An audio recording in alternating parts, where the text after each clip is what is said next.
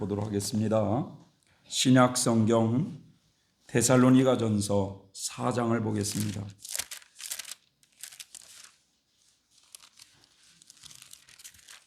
제가 가지고 있는 성경은 데살로니가전서 4장 신약 성경 332페이지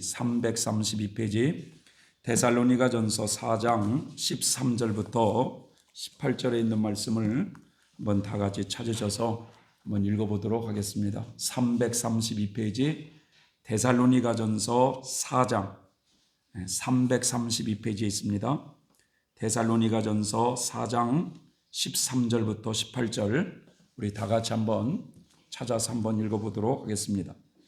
다 같이 읽도록 하겠습니다. 4장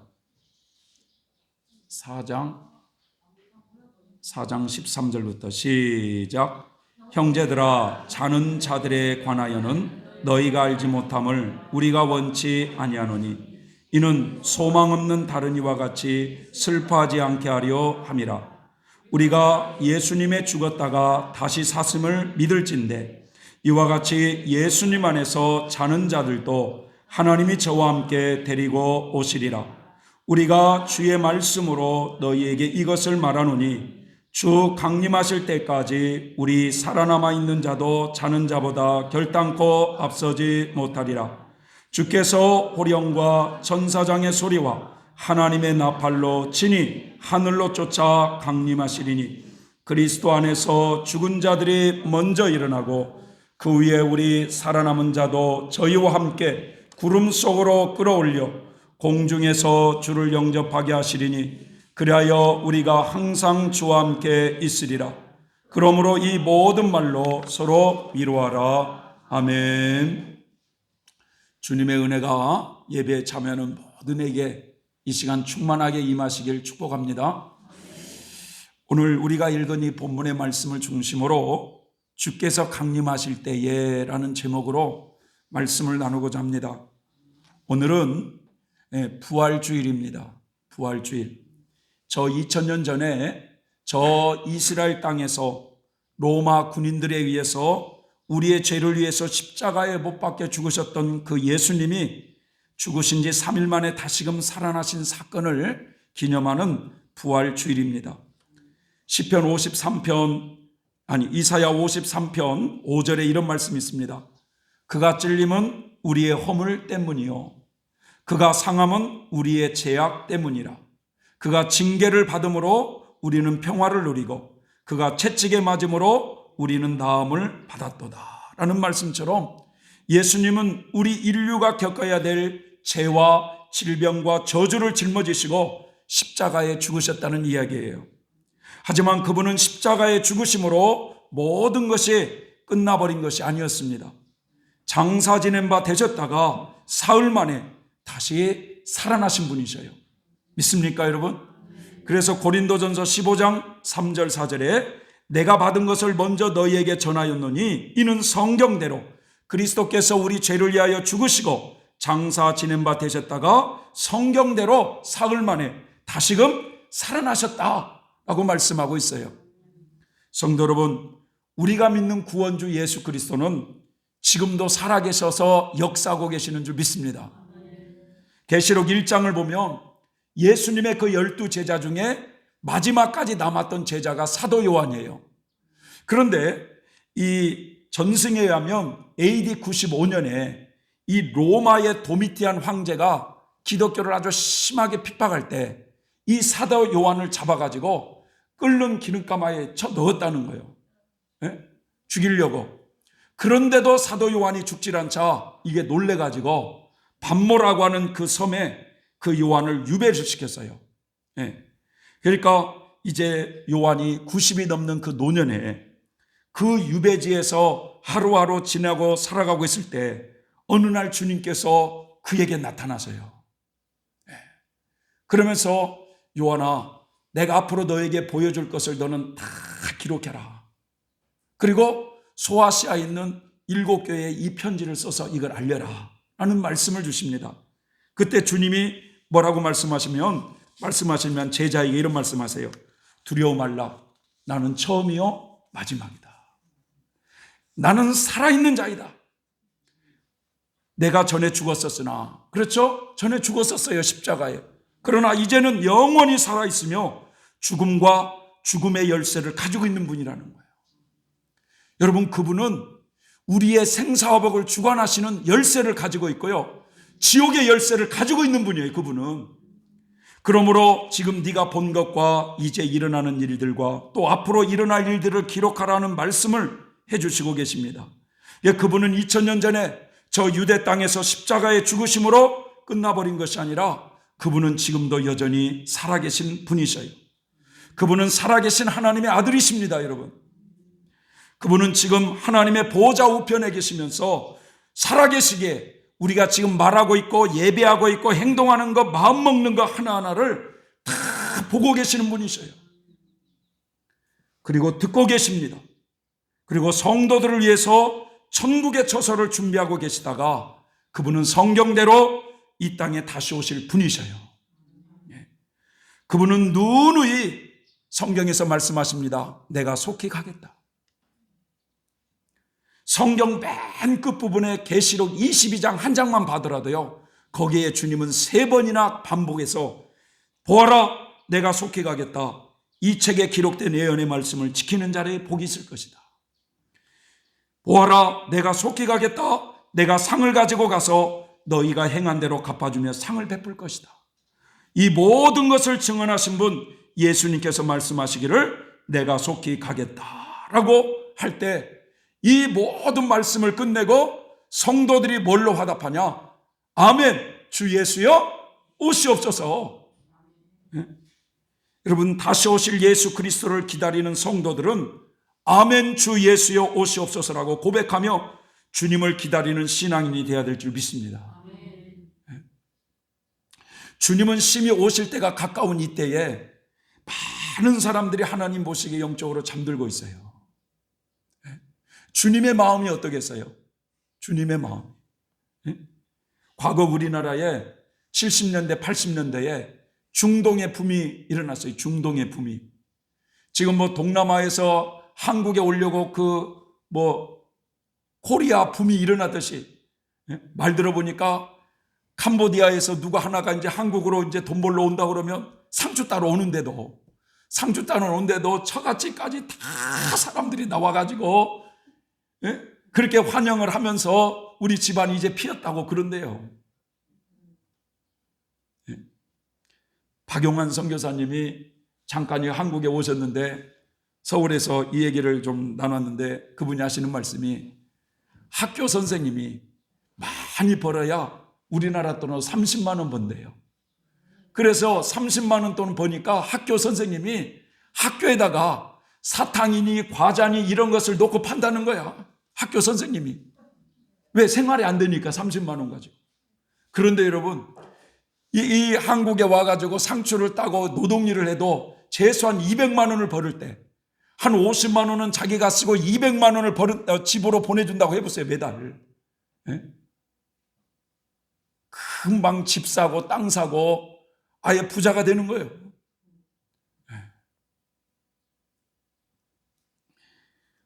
우리나라도 70년대 80년대 중동의 붐이 일어났어요. 그래서 어느 형제님이 내가 거기 가서 열심히 돈을 벌어서 보란듯이 내가 인생을 좀 살아보겠다 하면서 이제 갓 결혼한 이 마누라를 서울에 두고 중동에 갔어요. 그래서 열심히 일을 해서 한국에 있는 부인에게 꼬박꼬박 그 돈을 송금을 한 거야. 그래서 어느덧 중동에서 생활한 지가 이제 3년이 지나서 이제 비자도 다 끝나서 이제 고국에 돌아갈 일을 생각하는 거야. 3년 동안 이제 부인이 모아놓은 그 돈을 가지고 내가 장사를 해볼까? 뭘 해볼까? 이런 부푼 꿈을 가지고 이렇게 이제 갈 날을 생각하고 있는데 이 한국에 있는 이 부인은 춤바람이 나가지고 돈을 다 서비하고 있었던 거예요. 허비하고. 그래서 이제 형제님이 이제 내가 곧 가겠다고, 이제 얼마 있으면 가겠다고 이렇게 편지를 할 때 부인의 마음 막 두려운 거야. 그래가지고 그 온 날 전에 도망가 버렸다는 거야.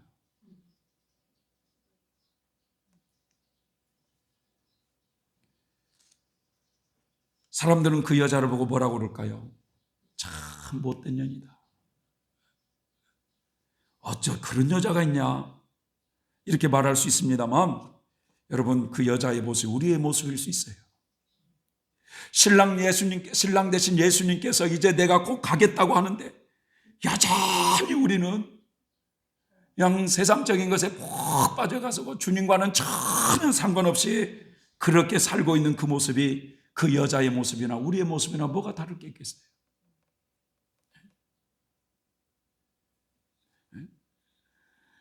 심지어는 말이죠, 주님을 맞이할 준비를 하지도 않고 맨날 이런 생각이는 거예요. 아무리 그래도 내 시대는 안 오겠지. 주님, 내 시대에 오면 절대 안 됩니다. 피해 가세요. 그러면서 자꾸 세상과 타협하고 세상을 사랑하며 산다고 한다면 정작 우리 주님께서 오실 때 얼마나 그 성도를 향해서 실망하겠느냐 이거예요. 여러분, 주님을 사랑하는 사람은 주님을 고대할 줄 믿습니다. 주님을 사랑하는 자만이 그분이 다시 오실 것을 고대하게 돼 있어요. 사랑하는 성도 여러분, 그분은 분명 다시 오십니다. 자, 예수님께서 다시 오시는 그날에 이 땅의 모든 피조세계, 특별히 예수님을 믿는 신자들에게 무슨 일이 일어나느냐 이거예요. 저는 오늘 그 말씀을 본문을 통해서 말씀을 드려보고자 합니다. 예수님이 이 땅에 다시 오시는 날, 예수님이 공중에 강림하시는 날 무슨 일이 벌어지느냐. 사도 바울은 그 하나님의 영감을 받아가지고 예수님이 강림하시는 그날에 이 땅의 성도들에게 어떤 일이 일어나는가를 데살로니가 전서를 통해서 말씀해 주고 있어요. 여러분, 바울을 비롯해서 실라, 디모데 이런 믿음의 동력자들이 유럽의 첫 관문인 빌립보라고 하는 지역에 가서 복음을 전했어요. 자, 그런데 그때 그곳에서 매를 맞고 많은 어려움을 겪고 감옥에 갇히는 어려움이 있었습니다.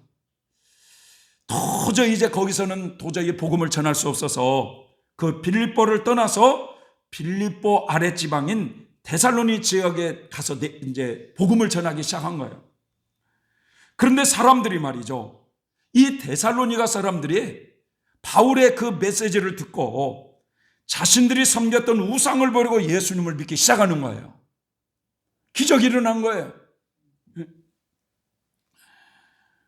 제가 말이죠, 며칠 전에 우리 김성기 목사님이 이 버스를 타는 정류장들 있잖아요. 지금 마을마다 이렇게 있는, 요즘은 잘 해놨어요. 비도 안 맞게.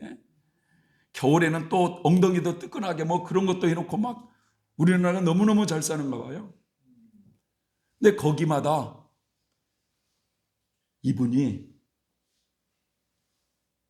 그냥 종이떼기 한 장으로 예수를 믿으라고 전도 다 써가지고 그걸 그런 데다 꽂아놓고 그런 분이 있어요.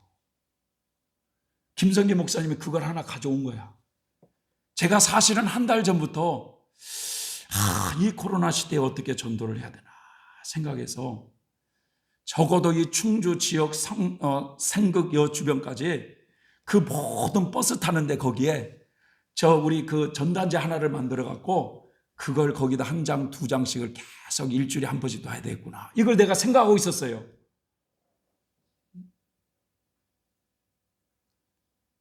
그리고 오늘 또 전도 나가려고 하면 왜 이렇게 또 비가 와?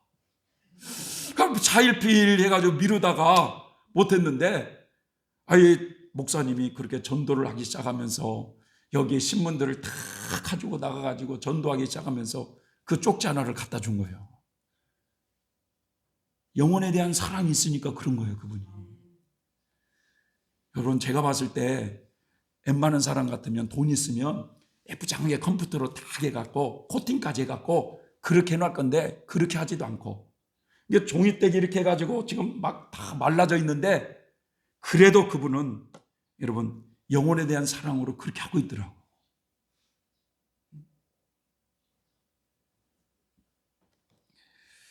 여러분, 이 데살로니가 지역에 가서 복음을 전하는데 사람들이 자신들이 섬겼던 우상을 버리고 예수를 믿기 시작합니다.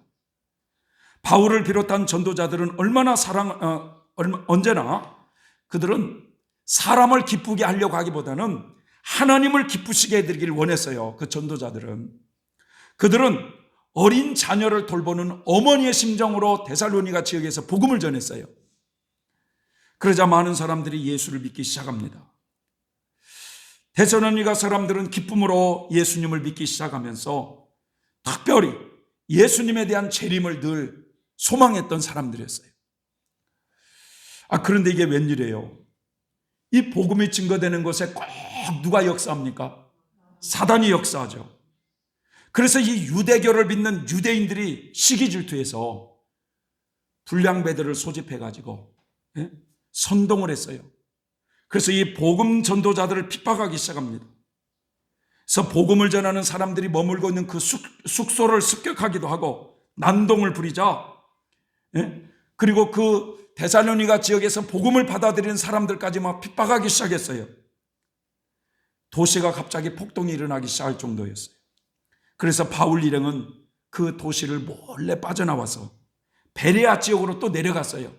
그래서 베레아에서 복음을 전하다가 또 아테네라고 하는 그곳에 머물게 된 이 전도자들이 데살로니가 있는 성도들이 궁금한 거예요. 야, 저들은 우리에게 오랫동안 복음을 들은 것도 아니고 잠깐 복음을 들었는데 저 핍박으로 믿음이 다 잃어버린 건 아닌가? 예수 믿는 핍박으로 믿음이 흔들리지는 않을까? 저 고난 때문에 사탄의 유혹에 넘어가서 우리가 전해준 이 복음이 수포로 돌아가는 건 아닐까? 걱정이 되어서 디모데를 그곳에 보낸 거예요. 디모데야, 네가 가서 한번 그 상황을 좀 보고 오라. 그러면서 그 성도들에게 편지를 쓴 겁니다. 편지를. 그게 데살로니가 전서예요. 후서예요. 그러면서 그리스도를 믿는다는 이유 때문에 큰 핍박을 당했던 데살로니가 교인들을 위로하면서 또 그들이 그렇게 핍박 가운데 예수님의 재림을 기다리는 신앙이 있다는 것을 알고 그 예수님의 재림에 대해서 자세히 말씀해 주는 거예요. 사도 바울은. 그러면서 바울은 그리스도께서 강림하시게 되면 성도들에게 어떤 일이 일어나게 되는가를 오늘 본문에 이렇게 말씀해 주고 있습니다.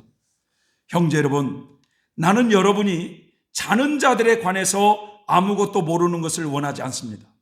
그것은 여러분이 아무 소망이 없는 사람들처럼 슬퍼하게 되는 것을 바라지 않기 때문입니다. 우리는 주님께서 죽으셨다가 다시 살아나신 것을 믿고 있는 사람들입니다. 그러므로 하나님께서는 예수님을 믿다가 죽은 자들도 예수님과 함께 분명히 살리실 것입니다. 이렇게 말씀하고 있어요. 이게 성경에는 예수님을 믿다가 죽은 자들, 이런 죽은 자들을 뭐라고 표현하느냐? 자는 자들이라고 말하고 있어요. 자는 자들. 데살로니가전서 4장 13절에 보면 형제들아, 자는 자들에 관하여는 너희가 알지 못하기를 내가 원치 아니하노니라. 이는 소망 없는 다른 이와 같이 슬퍼하지 않게 하려 함이니라. 아무개 성도가 하나님을 믿고 있다가 이제 죽었어요. 그 죽었다고 그것 때문에 슬퍼하는 그런 일이 없기를 바란다 하면서 그 자는 자들에 대한 비밀을 내가 너에게 가르쳐 주겠다는 거예요. 여러분, 여기서 자는 자들이란 주님을 믿고 주를 위해서 살다가 그 육신이 죽어 흙 속에 있는 자들을 총칭하는 말입니다. 이 말씀은 결코 예수를 믿고 죽은 자의 영혼들이 잠을 잔다는 말이 아닙니다, 여러분. 영혼이 잠을 잘 수 있어요, 영혼이? 네? 다시 말하면 영혼이 죽을 수가 있습니까? 사람의 영혼이 죽을 수 있어요? 아니죠. 이게 영혼이 잠을 자고 있는 게 아니에요. 예수님의 모습을 보세요. 베드로전서 3장 18절 19절에 보면 그리스도께서도 한 번 죄를 위하여 죽으셨어요. 근데 그분은 의인으로서 불의한 자를 대신하셨으니 이는 우리를 하나님 앞으로 인도하려 하심이니라. 육체로는 죽임을 당하시고, 예수님이 육체로는 죽임을 당하시고 영으로는 그의 예수님의 영혼은 살리심을 받으셨으니 저가 또한 영으로 옥에 있는 영들에게 전파하시니라. 그러니까 예수님께서 불의한 우리를 대신해서 십자가에 죽으사 육체로는 죽임을 당하셨지만 예수님의 영혼은 죽은 것이 아니라, 잠자고 있는 것이 아니라 옥에 있는 영들에게 가서 복음을 전하셨다는 거예요. 여러분, 예수님의 영혼이 죽지 않은 것처럼 사람의 영혼은 잠자는 것이 아닙니다. 죽는 것이 아니에요. 이제 사람이 죽으면 그 영혼은 죽어 하나님의 심판대를 거쳐서 죽었으면 이제 하나님의 심판대를 거쳐서 정결해져서 하나님 나라에 가겠지만, 문제는 그 죽은 육신은 화장을 했건 땅속에 묻혔던 간에 잠자듯이 지금 티끌 속에 있다가 다시금 살아날 날이 있다는 거예요. 그리스도 안에서 다시금 살리신다는 것이 뭐냐?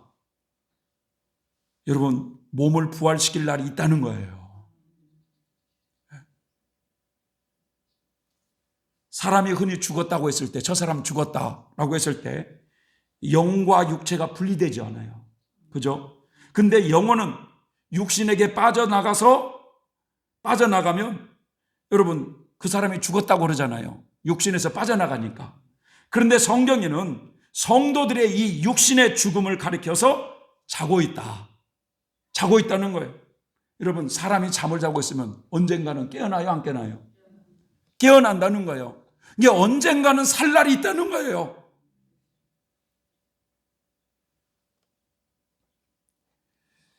과거에 어느 예수 믿는 아버님을 이렇게 이제 장례 집례를 하면서 바로 아버님의 영혼은 하나님께서 다시 살리실 때가 있을 것입니다 라고 하니까 그 장자가 믿지 않은 분이었어요. 담배를 하나를 밖으로 나가서 꼬라봤더니 참 환장해버리고, 죽었는데 저 목사는 살아난다고 하니.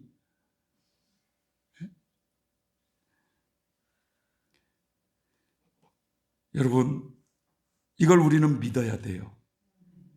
내가 비록 천국에 직접 가보진 않았지만 천국이 있음을 여러분 믿으신 것처럼, 여러분, 성경에는 그리스도 안에서 예수님을 믿다가 죽은 잠자고 있는 영혼은 언젠가는 깨어날 때가 있다는 거예요. 예수님은 베다니에 사는 나사로의 죽음을 가리켜서 뭐라고 말씀하니까, 우리 친구 나사로가 잠들었도다. 깨우러 가자라는 거예요. 그런데 그 소리를 제자들은 죽었다는 말로 들었습니까? 못 들었습니까? 못 들었죠. 그래서 여러분, 오늘 사도 바울 당시에 이제 이 데살로니가 교인들도 예수 재림의 신앙에 불타고 있었는데, 그 예수님의 재림을 보지도 못하고 세상을 떠나버린 요 가족들의 죽음에 성도들이 너무 슬퍼하고 있었던 거예요. 그들 중에는 자기들 생전에 예수님이 재림하신다고 믿고 있다가 죽음을 만난 자들 때문에 슬퍼하고 있었는지 모릅니다. 그래서 바울은 14절에 확실하게 이렇게 말씀하고 있어요. 14절에 한번 읽어볼까요? 14절, 13절, 14절 다시 한번 시작. 형제들아, 자는 자들에 관하여는 너희가 알지 못함을 우리가 원치 아니하노니 이는 소망 없는 다른 이들과 같이 슬퍼하지 않게 하려 함이라. 우리가 예수님의 죽었다가 다시 사심을 믿을진대, 예수님이 죽으셨다가 다시 사심을 믿을진대, 이와 같이 예수님 안에서 자는 자들도 하나님이 저와 함께 데리고 오시리라. 이 말씀을 잘 이해하셔야 돼요. 지금 바울은 예수 믿고 죽은 자들이 저 잠자고 있는 것을 이제 다시금 깨어날 것을 전제하고 잠을 자고 있다고 표현하고 있는 거예요. 잠을 자고 있다. 바울은 예수님이 죽은 자 가운데서 다시금 살아나신 것처럼, 예수님의 부활을 믿으시죠? 예수님이 죽은 자 가운데서 다시 살아나는 것처럼 예수님을 믿다가 죽은 자들도 하나님이 예수님 안에서 다시 살리실 때가 온다 이거예요. 여기 표현이 말이죠. 잘 보세요. 하나님이 저와 함께 데리고 오시리라 표현되어 있지만, 이 말의 의미는 하나님이 그 영혼들을 데리고 오신다는 이런 뜻이 아닙니다. 부활시킨 성도들을 데리고 땅 위로 오신다는 말이 아니라 그들을 다시금 부활시키시어 하늘로 데려가신다 이런 뜻이에요. 이것이 바울이 자주 증거했던 십자가의 도예요. 십자가의 도. 십자가의 도의 핵심이 뭡니까 여러분? 나의 옛사람이 그리스도와 함께 십자가에 못 박혀 죽었다는 거예요. 2000년 전에 예수님이 십자가에 못 박혀 죽으셨을 때 그때 우리의 모든 옛사람은 예수님과 함께 죽었다는 거예요. 그래서 갈라디아서 2장 20절에 내가 그리스도와 함께 십자가에 못 박혔나니라고 말하고 있지 않습니까? 내가 그리스도와 함께 십자가에 못 박혀 죽었다는 거예요. 이 내가는 나의 옛사람이 죽었다는 거예요.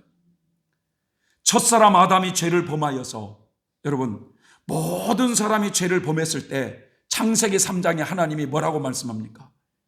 인간을 심판하시고 사탄을 심판할 때 창세기 3장 15절에 뭐라고 말씀하냐면, 여자의 후손과 이 뱀의 후손이 앞으로 뭐가 될 거예요?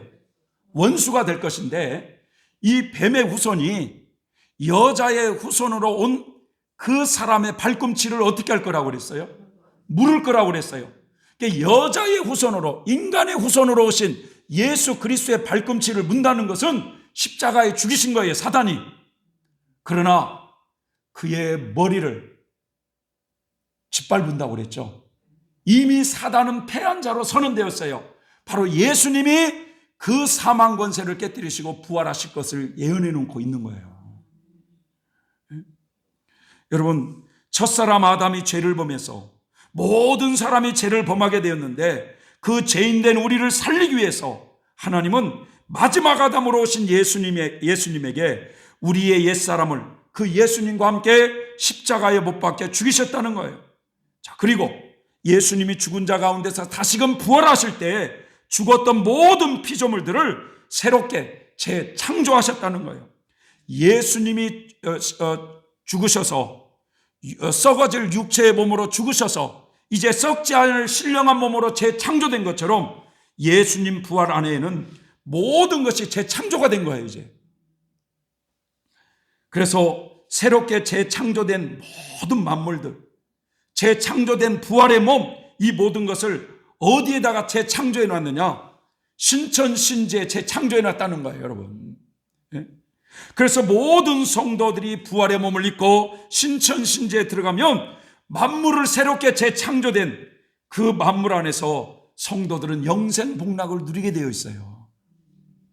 하지만 예수님이 십자가에 못 박혀 죽으셨을 때 모든 피조물들이 다 함께 죽었는데 죽지 않는 것 딱 하나가 있어요, 여러분. 김재 집사님,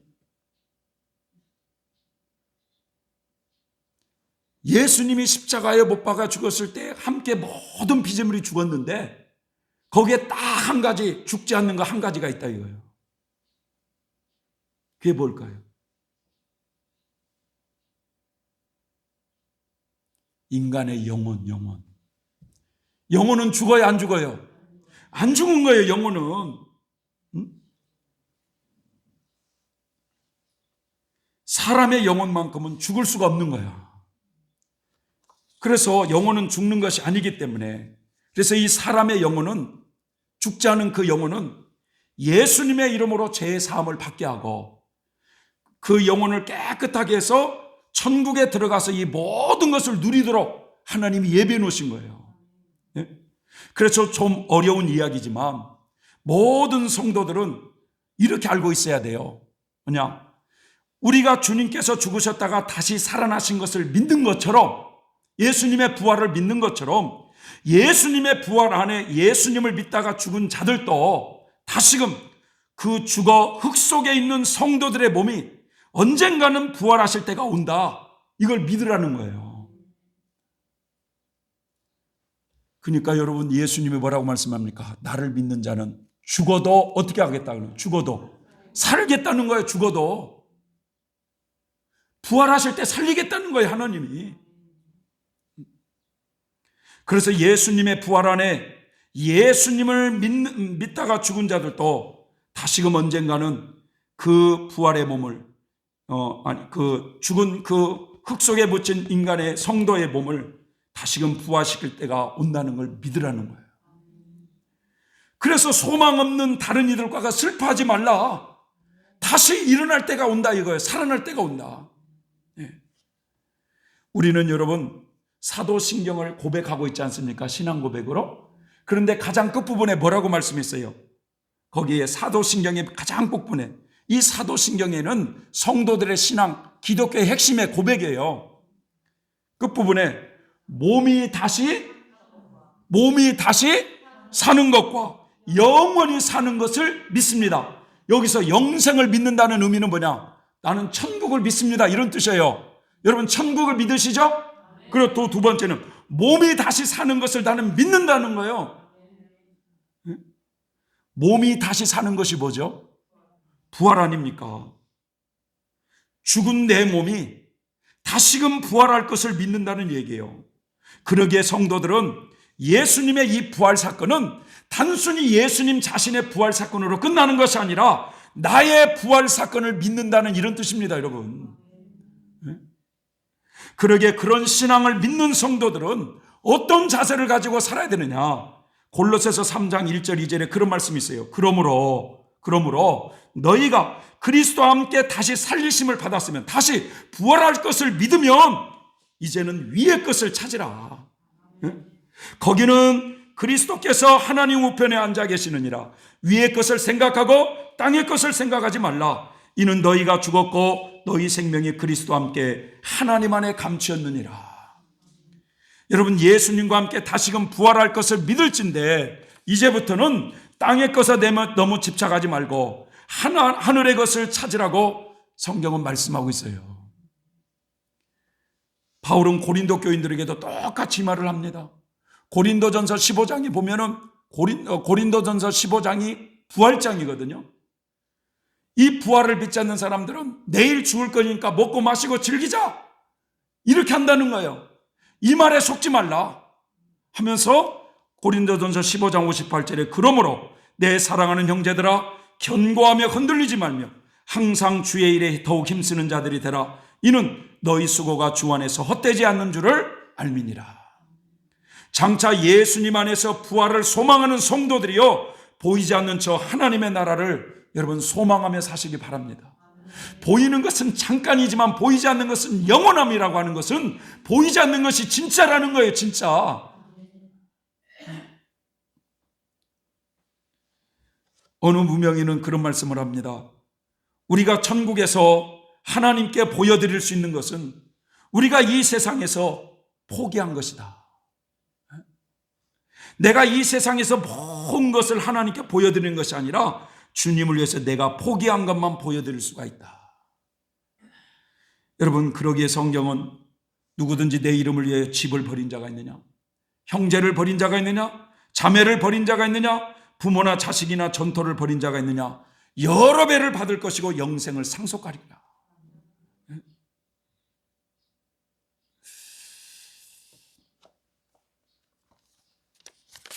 제가요, 이 사랑의 원자탄이라는 책을 읽으면서 많은 부분의 은혜를 받았지만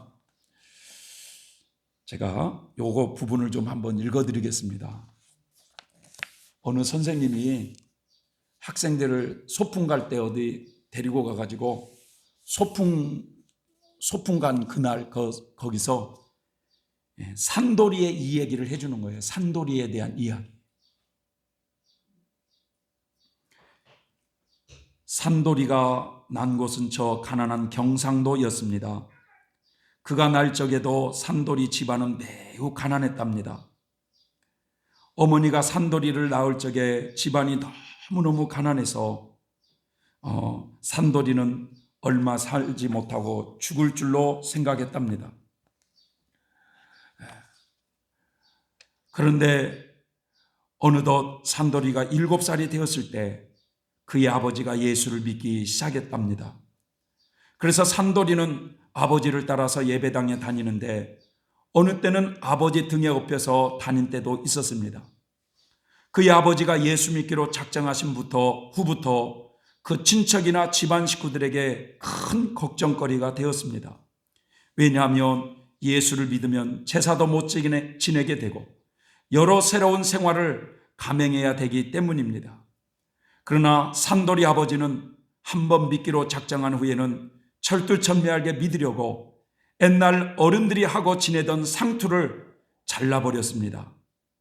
술과 담배도 끊어버리고 집안 내내 지켜오던 조상에게 지내는 제사도 그만두었습니다. 그래서 하루는 산돌이 어머니가 어디 갔다가 돌아오니까 마당에 제사 지내는 제사 제기 등을 아버지가 다 태워버리고 있어서 산돌이 어머니는 야단이 났었다는 것입니다. 여보, 이게 무슨 일이요? 예수 믿으면 미친다더니 당신 정말 미쳤습니까? 조상의 제사 때 쓰는 기구들을 이렇게 불살라버리는 법이 어디 있단 말이요? 하면서 산돌이 어머니는 울었다는 겁니다. 그런데 산돌이도 이런 모든 것을 다 보았습니다. 그런데 그 후 1년이 될 무렵 그의 어머니는 해산할 때가 가까워서 오는데 중병이 겹쳐서 설상가상으로 병 가운데 신음케 되자 연약하고 병든 마음에 주님을 의지하게 되면서 그때부터 산돌이 어머니도 예수를 믿게 되었습니다.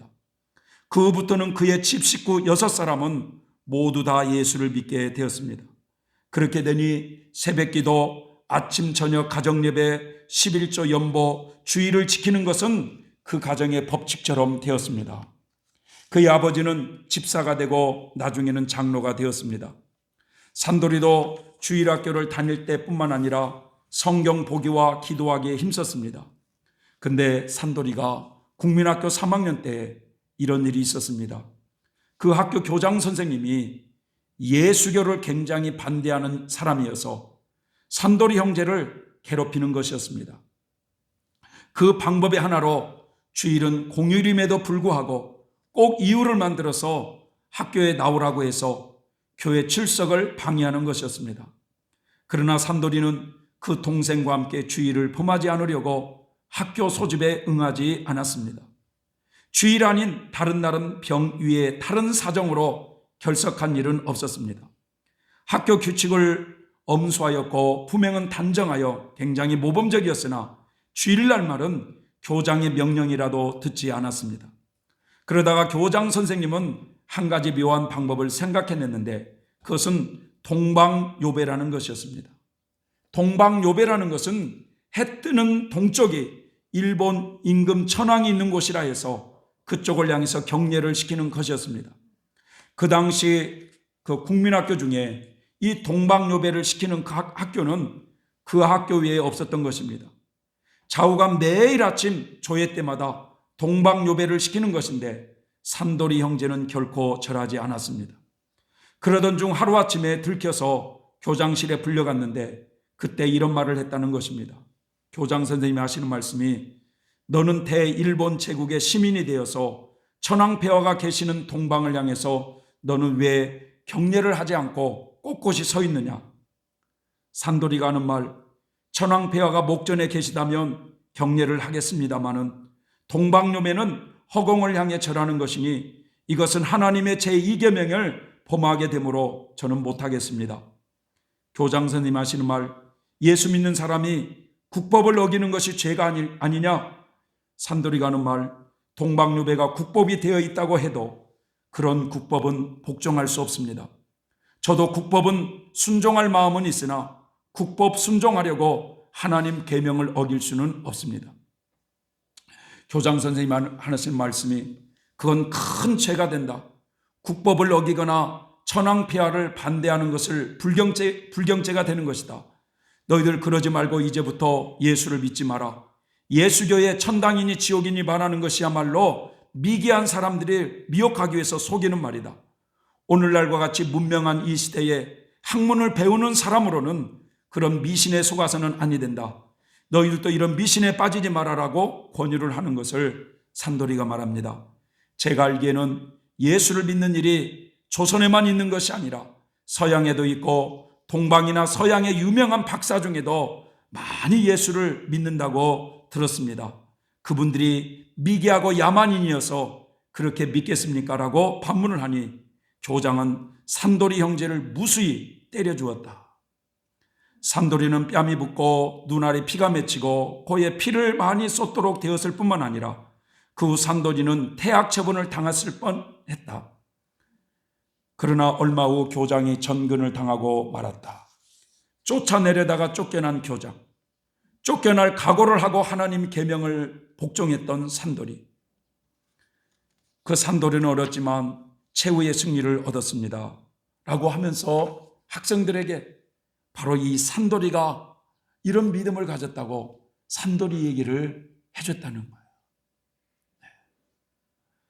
우리 차권사님을 어렸을 때부터 따라서 우리 영우가 교회 생활을 참 잘하게 하면 이 산돌이 같은 이 믿음이 될 텐데 오늘 이 부활절날 어디 갔나?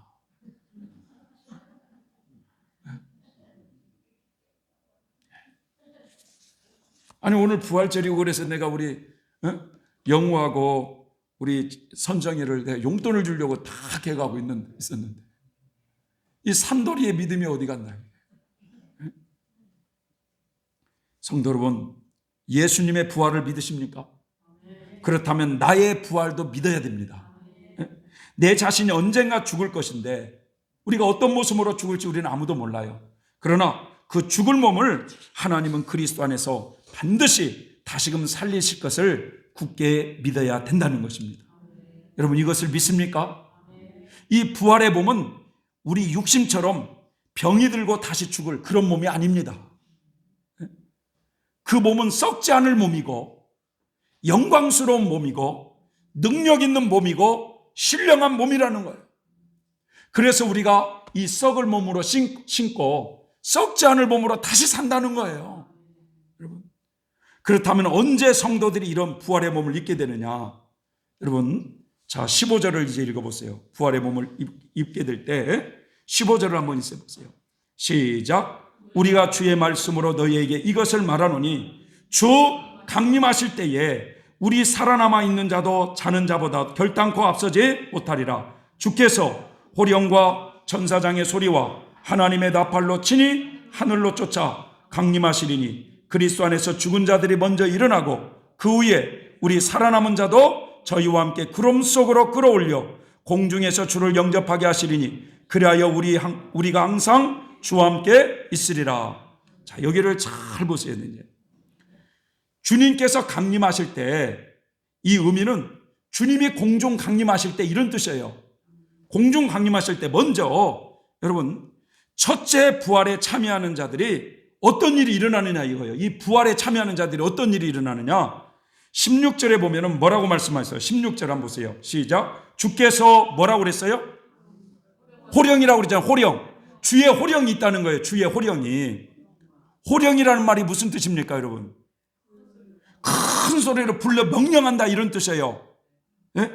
그러니까 마치 죽은 나사로를 향해서 예수님께서 나사로야 나오라 라고 명령한 것 같이 잠을 자고 있는 죽은 자에게 잠을 자고 있는 자들에게 다시 일어나라고 하는 주님의 호령이 있을 것이라는 거예요. 마치 사망에서 부활로 호출하는 생명의 음성입니다. 자금 이후로 주 안에서 죽은 자들, 다시 말해서 첫째 부활에 참여하는 교회 시대 이긴 자들이 이 우주적인 주님의 명령 앞에 순식간에 여러분 부활하게 되어 있어요. 그러면서 이 주님의 호령이 있는 다음에 일어나라 라고 하는 주님의 호령이 있는 다음에 천사장의 소리가 들릴 것이라고 그랬어요. 천사장의 소리. 이 천사장이 누구냐 이거요. 미카엘 천사입니다. 이 미카엘 천사장이 그는 하나님을 위해서 사단과 싸우는 천사장이죠. 그 천사가 주의 호령의 수종을 들고 있는 거예요. 그는 주님의 호령에 부활받는 성도들을 아버지 집으로 안내하기 위해서 동반하고 있는 거예요 지금. 그 다음에는 무슨 소리가 있어요? 하나님의 나팔 소리에 하늘에서 나팔 소리가 있는다는 나팔 소리가 하나님의 나팔로 친히 하늘로 쫓아 강림하시리니 여러분 이 구약시대 출애굽기 19장에 보면 하나님이 이스라엘 백성들을 만나기 위해서 시내산에 내려올 때 먼저 무슨 소리가 납니까? 하나님의 나팔 소리가 나요. 그러니까 하나님의 나팔 소리가 이 하나님이 이스라엘을 만나려고 내려오실 때 들렸던 거예요. 예수님이 하늘에 강림하시는 그 순간에 하나님의 나팔 소리가 울려 퍼질 것입니다, 여러분. 그런 찬양이 있지 않습니까? 하나님의 나팔 소리 전제전동할 때에 예수 영광 중에 구름 타고서 천사들을 세계 만국 모든 곳에 보내어 구원 얻은 성도들을 모으리. 무덤 속에 잠자던 자 그때 다시 일어나 영화로운 부활 승리 얻으리. 주의 택한 모든 성도 구름 타고 올라가 공중에서 주의 얼굴 배우리. 나팔 불 때, 그러면서 부를 때 잔치 참여하겠네. 여러분, 이게 얼마나 놀라운 광경이겠어요 지금. 그런데 문제는 말이죠, 문제는 모든 성도들이 주님이 강림하실 때 이 구름 속으로 부활의 몸으로 끌러 올라갔으면 얼마나 좋겠어요. 그러면서 나팔 불 때 나의 이름, 나팔 불 때 나의 이름. 그러니까 나팔 불 때 너의 이름 안 불러, 너의 이름 안 불러, 그런 거예요. 참 성경이 오해하기 쉽게 되어 있어요. 15절 16절 한번 봐보세요. 15절 16절에 사도 바울은 뭐라고 표현하고 있는지. 15절 16절 시작. 우리가 주의 말씀으로 너희에게 이것을 말하느니 주님이 강림하실 때까지 우리 살아남아 있는 자도 자는 자보다도 결단코 앞서지 못하리라. 주께서 호령과 천사장의 소리와 하나님의 나팔로 친히 하늘로 쫓아 강림하실 때 그리스도 안에서 죽은 자들이 먼저 일어나고 또 그 후에 우리 살아남은 자도 저희와 함께 구름 속으로 끌어 올라가서 공중에서 누구를 맞이한다고요? 주님을 맞이한다고 이렇게 표현되어 있지 않습니까? 이게 우리라고 표현되어 있다 보니까 예수님을 보는 모든 성도들이 이렇게 되는 줄 착각하기 쉽다는 거예요. 그런데 성경은 언제나 여러분 한쪽만 보지 말고 종합적으로 보라는 거예요. 성경을 종합적으로. 고린도전서 15장에 보면 부활의 순서가 나와요. 부활의 순서가. 먼저 예수님의 공중에 강림하실 때 그에게 붙은 자들이 부활의 몸을 입게 된다는 거예요.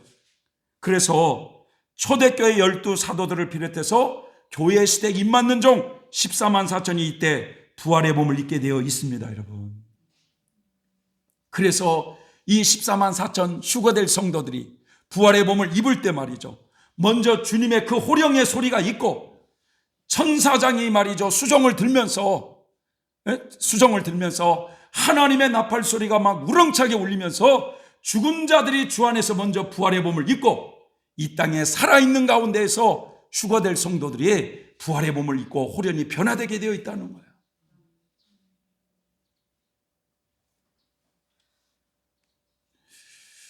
여러분, 그래서 저는 믿습니다.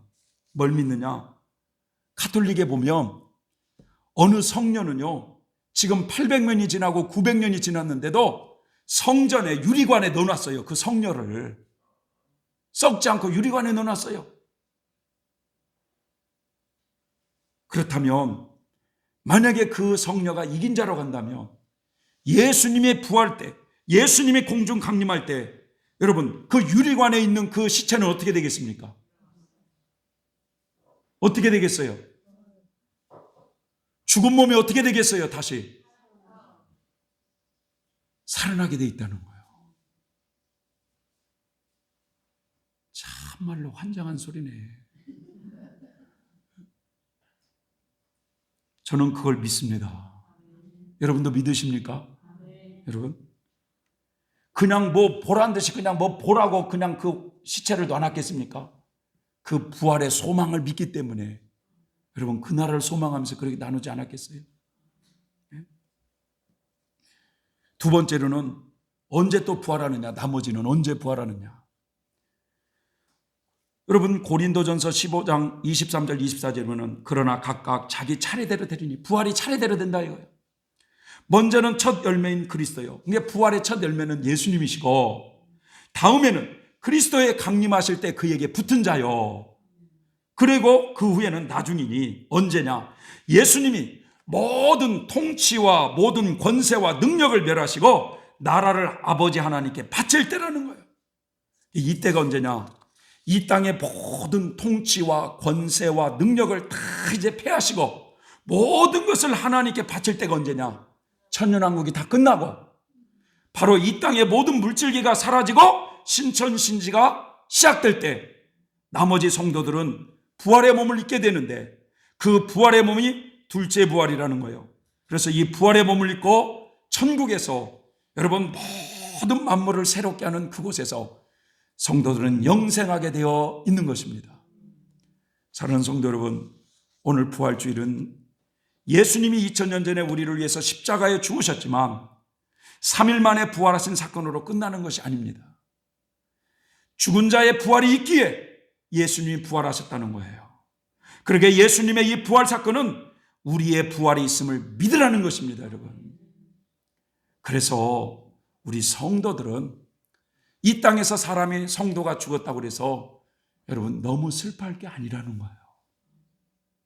데살로니가 교인들에게 너희들이 소망 없이 슬퍼할까 봐 내가 이 비밀을 내가 알려주겠다 하면서 여러분 죽은 자가 언젠가는 살아날 때가 온다는 걸 말씀하고 있지 않습니까?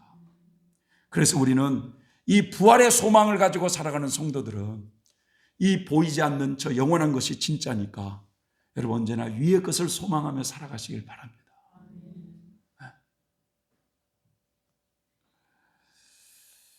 이제 예수님의 이 첫째 부활의 사건, 공중 강림 사건이 일어나면 이 땅에는 대환란을 맞이하게 될 거예요. 많은 사람들이 올라간다 나 밟을 때 나의 이름 하다가 대환란을 다 맞이하게 되어 있어요. 많은 사람들은 대환란이 왜 오는지도 몰라요. 대환란은 우리와 상관이 없는 걸로 생각하고 있어요. 난 절대 그렇지 않습니다. 여러분, 주님이 강림하실 때가 이제 곧 다가오고 있어요. 근데 우리는 대환란도 잘 준비하면서 여러분 부활의 소망을 꼭 붙들고 여러분 위의 것을 생각하는 성도들이 되시길 바랍니다. 할렐루야. 이 시간에 우리 143장 이 찬양을 드리고